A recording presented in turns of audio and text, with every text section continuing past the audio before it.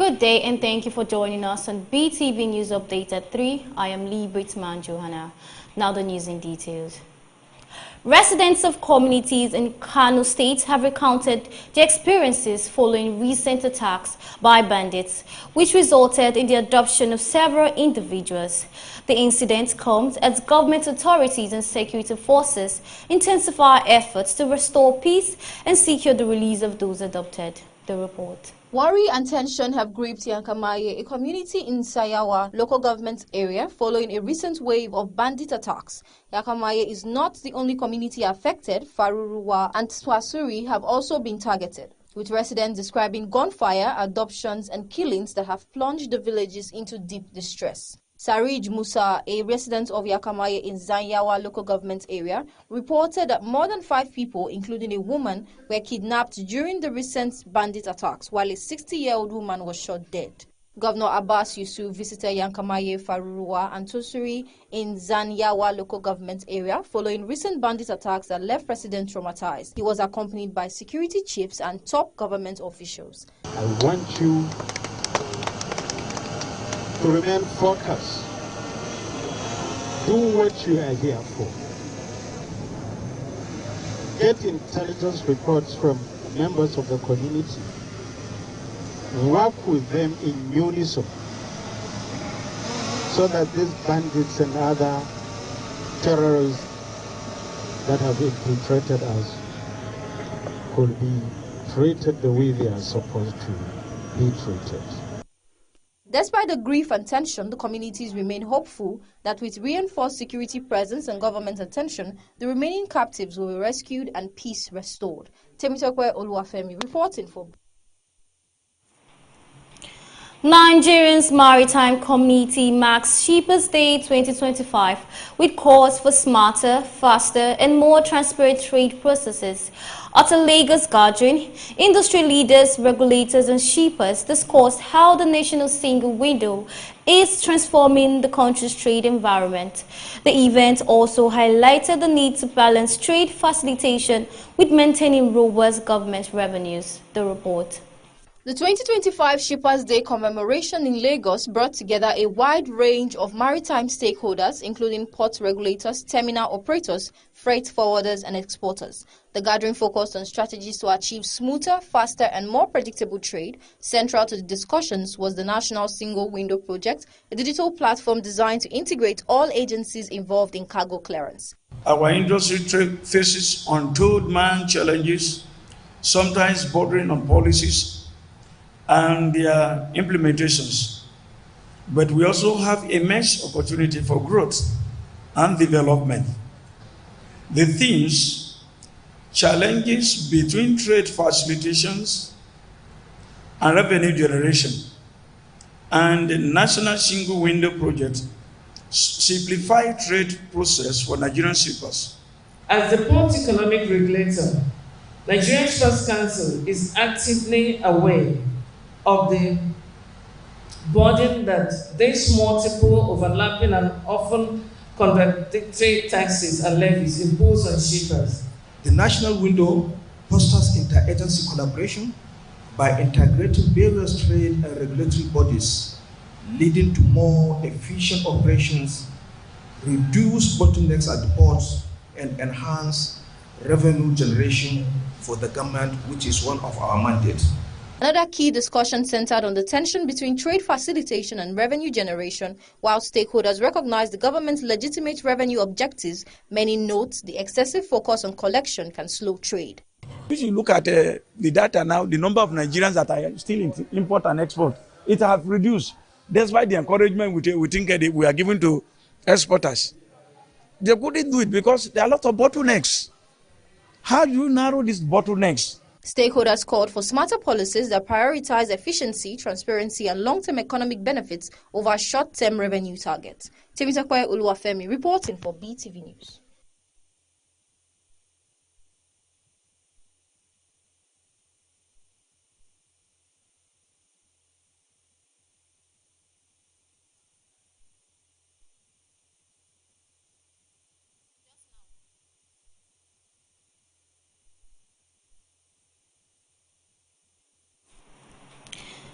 President Bola Tinubu stated the new projections indicate Nigeria's aviation revenue could reach $2.58 billion in the coming years, signaling a steady upward trajectory for the industry. He was represented at the launch of Nigeria's first international air show at Nnamdi Azikiwe International Airport in Abuja. The report. Nigeria has joined the League of Nations hosting international air shows, an achievement the federal government describes as a major turning point for the aviation sector. Opening the event, CEO of the Nigeria International Air Show, Bria Okonkwo, said the gathering is designed to shape the future of air travel across Africa. Our vision is clear: to build an ecosystem that fosters investments, drives talent development, and ensures safety and sustainability in air transport.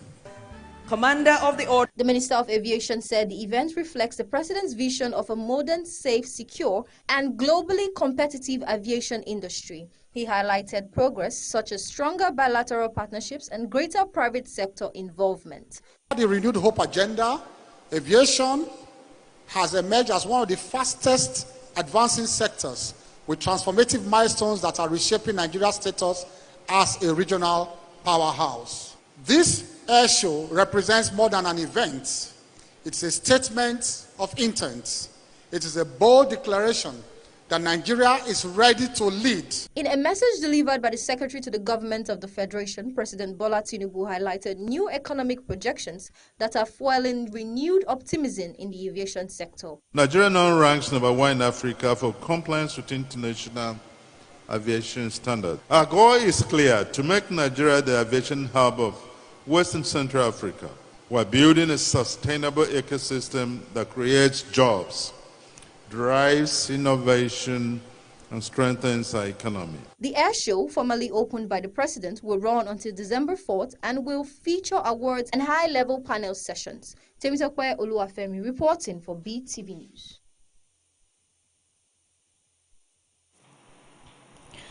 The Chartered Institute of Taxation of Nigeria has called on individuals and companies yet to meet their tax obligations to regularize their records ahead of the full implementation of the newly passed Tax Reform Act in 2026. At the Institute's pre-induction orientation program in Lagos, tax professionals discussed the country's evolving fiscal frameworks and their implications for taxpayers. Minister Innocent Owaga, President of the Institute, advised non-compliant taxpayers to use the period before the 2026 rollout to settle their tax standing and encourage viewing the reform as a pathway to a more transparent and effective tax environment.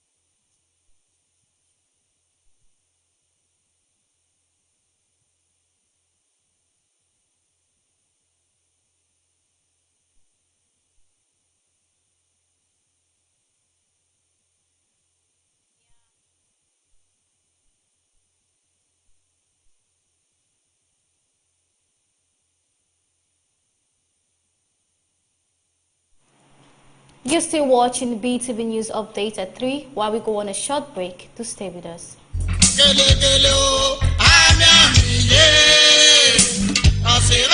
Gone but not forgotten. Our dearly beloved mommy and matriarch, late Madam Gift Soe Irabo. Mommy, it's been 8 years since you left us in this sinful world, and just like a burnt down library, our world crashed when death took you away from us. As our mother, grandmother, great-grandmother, sister, aunt, and mother-in-law, we will not forget in a hurry the great lessons you taught us, especially your prayerful lifestyle that brought us closer to God. We remember your undying love, care, and passion for God and man. The entire family of Yorama Erabo of Ogo Town in Orion local government area of Edo State cordially invites the public to the 8 years remembrance of their daughter, mother, grandmother, and great-grandmother, Madam Gift Soe Erabo. Date January 13, 2026. Venue Rose Garden Event Center, number 22, Giwa Amo Street, off Airport Road, GRA, Benin City.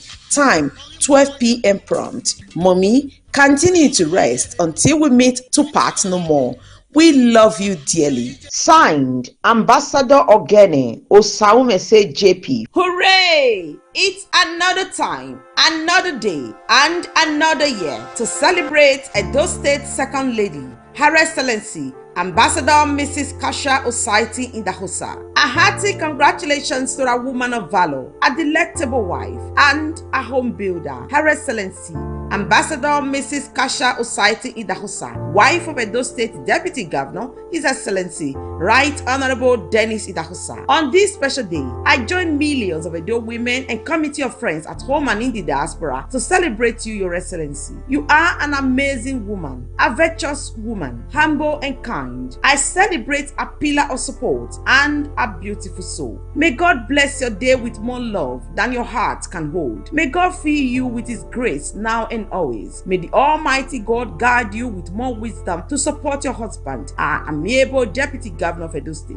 And may you continue to dazzle like the moon every day. I wish you many more years of celebrations. Signed, Chief Ambassador Mrs. Temi Stella Ogbeta, woman leader and special aide to wife of the Deputy Governor of Edo State.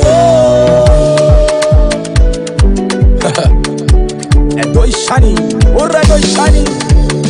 Edo is shining, oh yeah, keep Oredo clean. Papa, mama, na your holiday.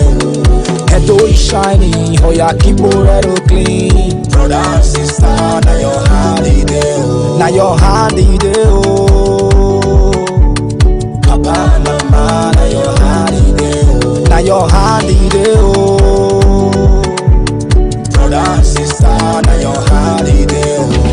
Ha ha ha ha. Oh, time don't reach, oh. All other people, be the people, Edo State people. Time don't reach to keep your environment clean, oh. Operation Clean Your Environment. Operation Clean Your Business Places. You will be hotel owner, you will be market owner, you will the worker for street bus driver.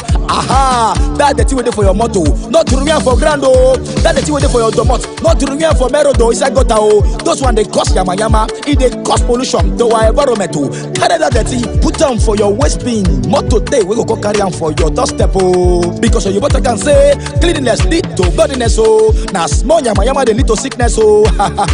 You will never can drink pure water, so or can water. Ah, not to react for grand, oh. If they grab you, now just tell you they go. No time to waste time, oh. This one time don't come for us to join hand with the Oredo local government. By Honorable Gabriel Idusere, aka Gabros, and the Edo State government. His Excellency Senator Mondo Bawolo Akbako rescue to keep environment clean. Because when you keep your environment clean, Papa, you go enjoy good air too. We bring you this message from Oredo Local Government Council. Let's join us together to keep Edo clean. Welcome back. The Federal Housing Authority has commenced construction of the Renewed Hope Affordable Housing Estate in Sobawa, Riga-Chikuna flagship project under President Bola Tinubu's housing agenda. The initiative is part of the administration's efforts to expand access to affordable housing across the country. Governor Uba Sani performed the groundbreaking ceremony at the project site, where he highlighted the importance of the development in addressing local housing needs. He pledged full support to the Federal Housing Authority to ensure the project is completed early and without delays. The report. Federal Housing Authority has begun construction on the Renew Hope Affordable Housing Estate in Sabawa, Rijachukuna, Kaduna State.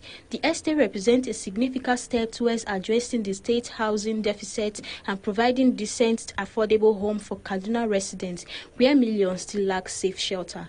Kaduna State Governor Uba Sani performed the groundbreaking ceremony officially launching President Bola Tinubu's Renew Home Housing initiative in the state. The project is seen as a long overdue effort to expand access to affordable housing and improve living conditions for residents. The governor reaffirmed his administration's commitment to affordable housing and pledged continuous support to ensure the successful delivery of the estate. The initiative is expected to contribute meaningfully to reducing housing gaps in Kaduna State. Provision of affordable houses for Kaduna citizens is a key priority of our administration. We are committed to addressing the housing deficit in Kaduna State in line with our administration policy trust and President Bola Tinubu's Renew Home initiative. We have adopted a holistic approach towards filling the identified gap.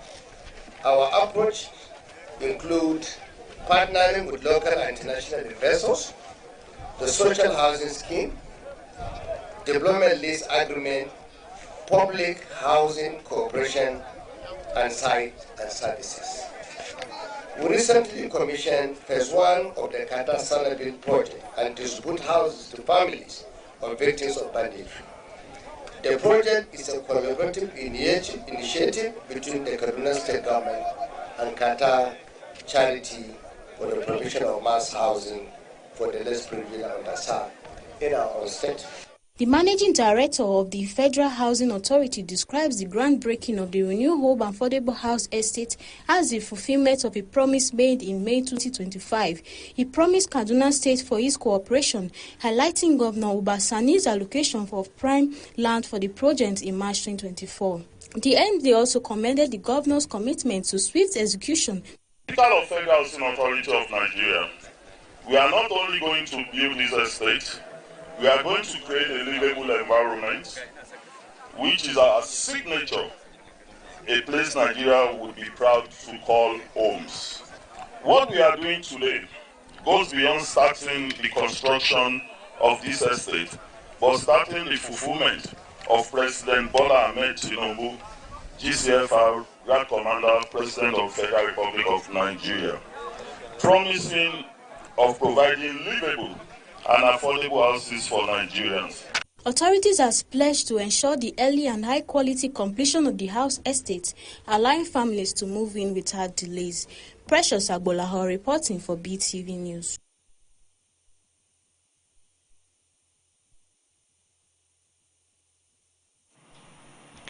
Former Minister of Defense Muhammad Abubakar has dismissed reports claiming that he said he would not intervene if the United States and President Bola Tinubu bombed Nigerian forests.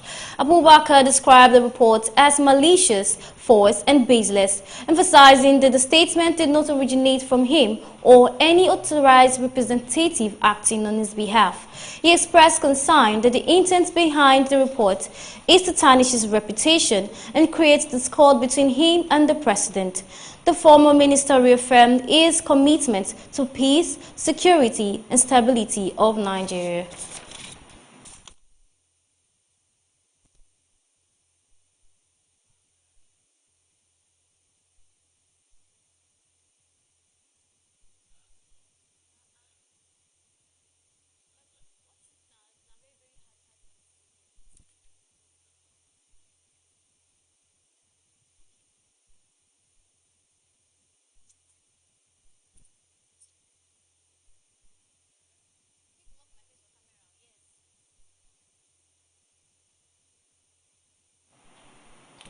Coordinating Minister of Health and Social Welfare, Professor Mohamed Patey, said President Bola Tinubu's aggressive mobilization of domestic resources has improved access to life-saving medications and health services for Nigerians.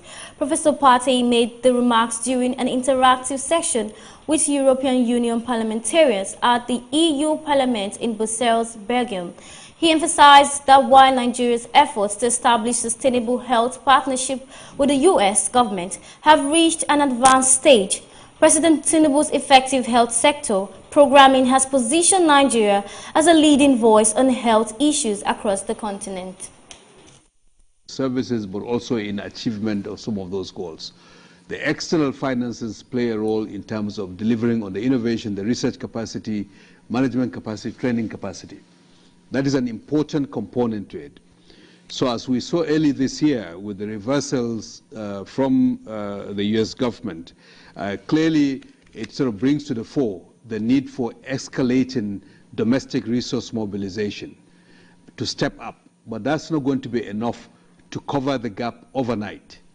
So even as we think about evolution of the global health ecosystem, where countries will ultimately exit from dependency to one where, in fact, it's a relationship based on investments, trade, and cooperation, that transition will take time and will have to be managed responsibly. Already we're seeing investments on the vaccine development pathway for Nigeria, 80 billion euros, which is very valuable, while reproductive health is also another aspect which is important in terms of fertility, demographic dynamics in Nigeria, given where we are. We are also seeing through EIB, 100 million investment with the Bank of Industry, 50 million for agri, 50 million for pharmaceuticals.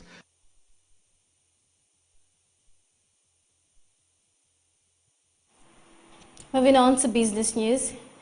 Analysts at Cardinal Stone have projected the Nigerian's GDP will rise to 4.22% in Q4 2025, up from 3.98% in Q3, following newly released data from the National Bureau of Statistics. The economy grew slightly faster than the 3.86% recorded in Q3 2024, although it slowed compared to 4.23% achieved in Q2 2025. The slowdown was linked to reduced crude oil production, which fell to 1.64 MB/d due to maintenance disruption and delays in new upstream activities. The report. Cardinal Stone said a recovery is likely in the final quarter of the year, supported by strong business activity and improved macroeconomic conditions. November's PMI reports showed broad expansion across sectors, signaling stronger output momentum heading into Q4. The firm expects full year 2025 growth of 3.92%, driven by improved supply conditions and rising domestic demand.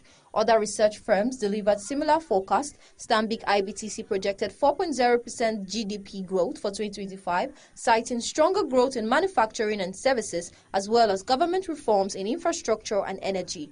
Meristem Securities estimated 4.08% GDP growth for Q4 and 3.88% for the year, reinforcing expectations for a stronger finish for Nigeria economy. CBN holds benchmark rate steady in disinflation phase. The Central Bank of Nigeria has kept the monetary policy rate unchanged at 27%, marking the fourth consecutive hold this year as it continues to prioritize stability in the face of moderating but still high inflation. Headline inflation eased to 16.05% in October, supported by slowing food and core prices due to improved supply conditions and tight monetary policy. The committee maintained the liquidity ratio at 30% and left cash reserve ratios unchanged, though it adjusted the asymmetric corridor to 50 to 450 basic points. The MPC said the decision reflects caution, noting that previous tightening measures are still working their way through the economy, with external reserves rising at $46.7 billion in mid-November, providing 10.3 months of import cover and exchange rate volatility, easing the bank opted to avoid disrupting the ongoing disinflation trend.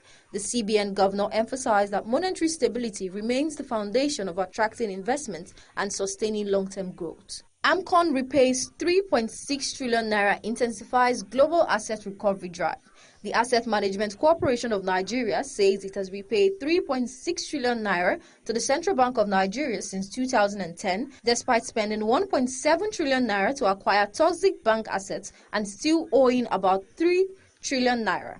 Managing Director Gbenga Alade disclosed this in Lagos, adding that the corporation is currently engaged in over 3,000 court cases and will begin workforce right-sizing next year. He stressed that AMCON stabilized the financial system by removing distressed assets from banks and restoring depositor confidence. Since Alade assumed office, AMCON has recorded 156.25 billion naira in total revenue and 29.4 billion naira in operating expenses. For 2025, it projects 200 115.15 billion naira in revenue and 29.6 billion naira in expenses, with an expected operating ratio of 13.5%. He credited federal authorities, the judiciary, the CBN, law enforcement agencies, and the National Assembly for supporting AMCON's intensified recovery efforts. Temitakwe Oluwafemi reporting for BTV News. And on the global news, federal health guidelines have long recommended that all medically stable newborns receive their first hepatitis B vaccine within 24 hours of birth, followed by additional doses at about 1 month and 6 months. This birth dose policy, adopted since 1991, was designed to prevent early life infection, particularly from mothers who were not tested or tested negative for hepatitis B. The report. The policy has been credited with dramatically reducing hepatitis B cases among children in the United States. However, the Advisory Committee on Immunization Practices, now under U.S. Health Secretary Robert F. Kennedy Jr., is expected to discuss changes to this recommendation. The committee is considering whether the universal birth dose for newborns should remain or if the first dose could be delayed or limited to infants whose mothers test positive for hepatitis B. The discussion is scheduled for this week, December 4, 2025. Proponents of changing the recommendation argue that delaying the birth dose may allow parents more choice and could align vaccination with actual risk. Critics warn that removing or delaying the universal birth dose could expose infants to unnecessary risk, as hepatitis B can be transmitted prenatally or in early childhood, and infections in newborn carry a high risk of developing chronic hepatitis B, which can lead to liver disease later in life. Public health experts note that decades of evidence support maintaining the birth dose policy. Studies show that without immediate vaccination, infants are significantly more vulnerable to infection, and the current system provides a critical safety net, especially for cases where maternal infection is undetected. As of now, the official recommendation remains that all medical stable newborns receive the hepatitis B vaccine before hospital discharge. Any change by ACIP could mark a significant departure from decades of public health policy, potentially affecting infant health outcomes and public trust in vaccination programs. Zainab Mohammed reporting for BTV News. And the entertainment news. Nigeria's Grammy Award winner, Burna Boy, has pledged to cover the funeral expenses of 4 children killed in a mass shooting at a birthday party in Stockton, California. The singer made the commitment after hearing the incident discussed on the Breakfast Club radio show and subsequently reached out to music executive Wack 100 and Hollywood Unlocked's Jason Lee to facilitate support for the affected families. He particularly moved by the death of 14-year-old student athlete Amari Peterson, who maintained a 3.8 GPA before his life was cut short. Also, Miley Cyrus confirmed engagement to musician Max Morondo. The report. The shooting occurred on Saturday, November 29, inside a crowded banquet hall where between 150 people had gathered for a children's birthday celebration. 4 young people were killed and 11 others injured. Confirmed victims include 8-year-old Maya Lupian and 21-year-old Susano Archuleta. Authorities believe the attack may have been targeted and have announced a $250,000 reward for information leading to an arrest. Burna Boy's philanthropic gesture comes at a challenging time for the singer, who has faced criticism following the cancellation of his Colorado concert. Several other shows have also reportedly been cancelled due to low ticket sales, prompting public discussions about his current career trajectory. In another development, actress Annie Macaulay has reverted her Instagram name to Annie Idibia, drawing widespread attention amid ongoing drama involving her ex-husband Innocent Subaba Idibia and his current wife Natasha. Fans quickly circulated screenshots of the update, and although Annie has not commented, the timing has fueled speculation. Some observers believe she simply returned to a familiar public identity, while others view the change as connected to recent tensions. Public interest intensified after a video surfaced showing Subaba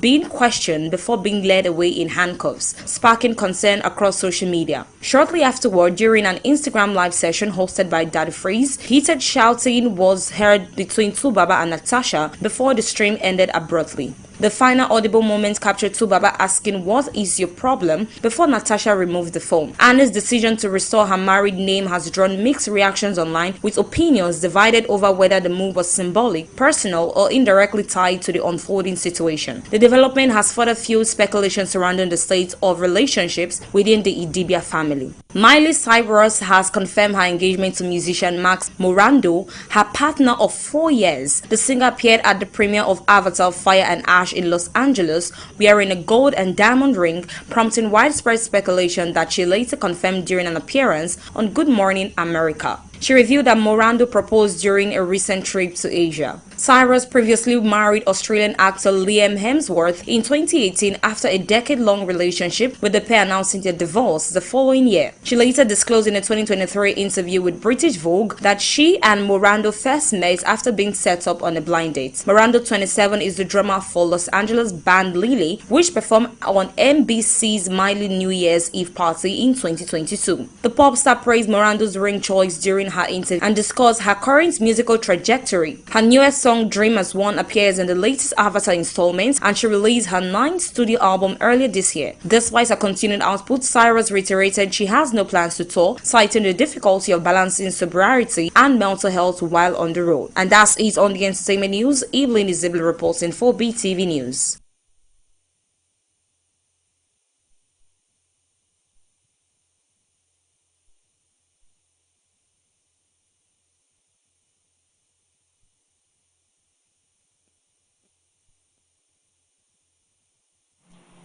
And lastly, on sports news, Nigerian international Umar Sadiq has strengthened his chances of returning to the Super Eagles squad after scoring his first Copa del Rey goal in Real Sociedad's 2-0 victory over Real FC Reds on Wednesday.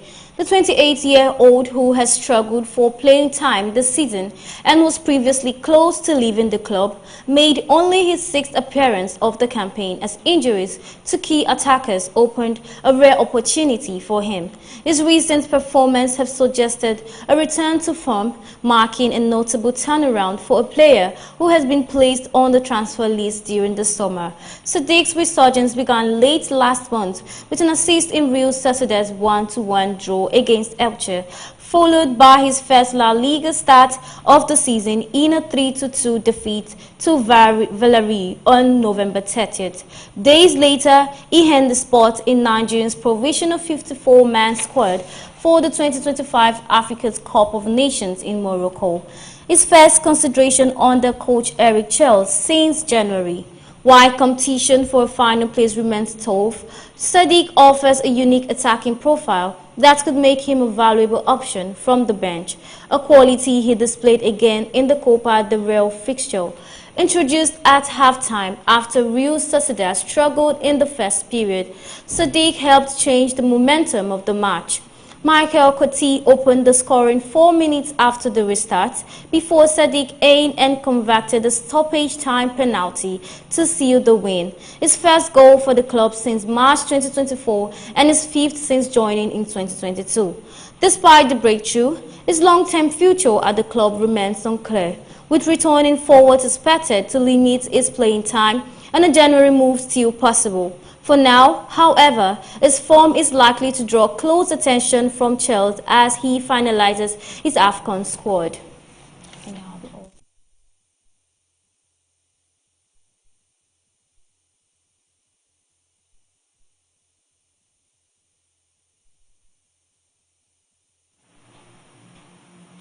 And that will be all on our news updates. Thank you for joining us. Do stay tuned for more updates on our major news at 6. I am Libret Johanna. Bye for now.